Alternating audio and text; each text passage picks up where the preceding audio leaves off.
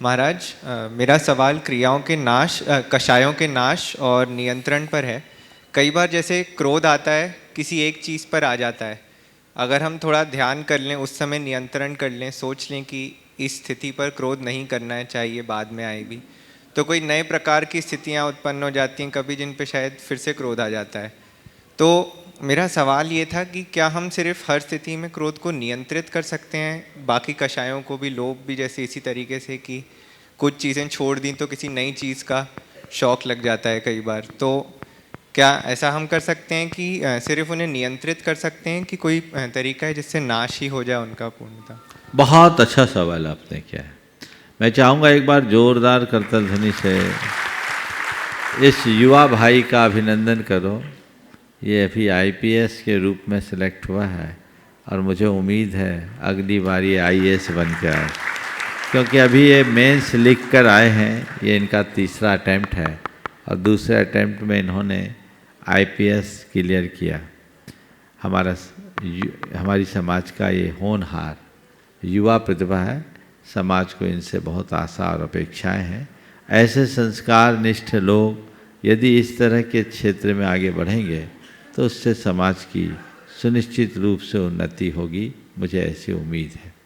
तुम्हारा जो सवाल है, क्या केवल कषायों को नियंत्रित करके हीनाधिक किया जा सकता है या कषायों को नष्ट भी किया जा सकता है?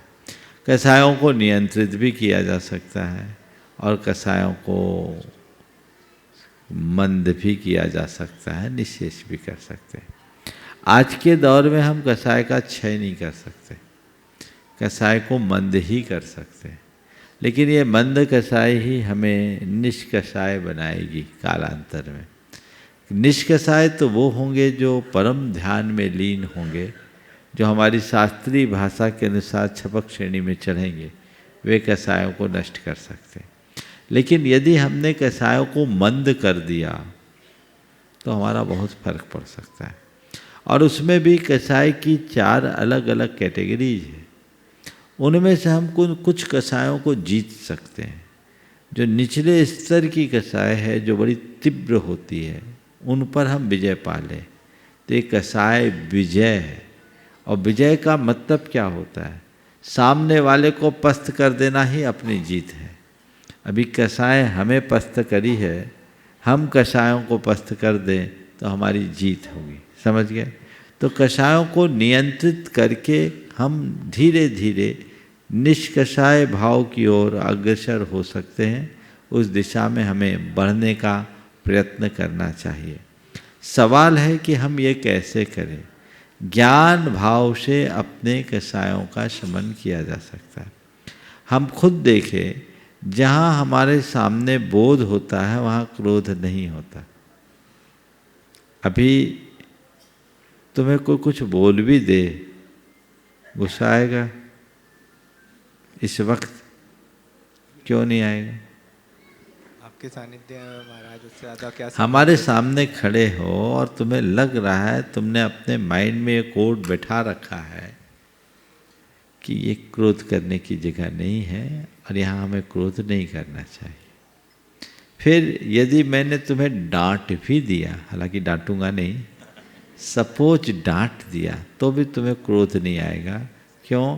क्योंकि तुम्हारे हृदय में ये श्रद्धा बैठी है कि गुरुओं की डांट में भी आशीर्वाद होता है। वो डांटते भी हैं तो मेरे भले के लिए डांटते हैं ना। इसी तरह यदि अब कोई व्यक्ति है, अब तुम अफसर बन रहे हो, तुम्हारा कोई उच्च अधिकारी हो, तुम्हें डांट दे तो क्या करोगे? चुपचाप सुनोगे कि प्रतिवाद करोगे? सुनेंगे महाराज। सॉरी सर, यही बोलोगे ना। क्यों? क्रोध क्यों नहीं आया? क्योंकि ये बोध है, इनकी बात को अगर हम इस तरीके से क्रॉस करेंगे, प्रतिवाद करेंगे, तो मेरा करियर बिगड़ जाएगा।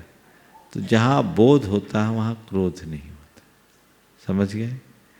ये इस बात का उदाहरण है कि यदि हम ज्ञान भाव जगा लेंगे तो कषाय भाव का शमन आपो आप होगा।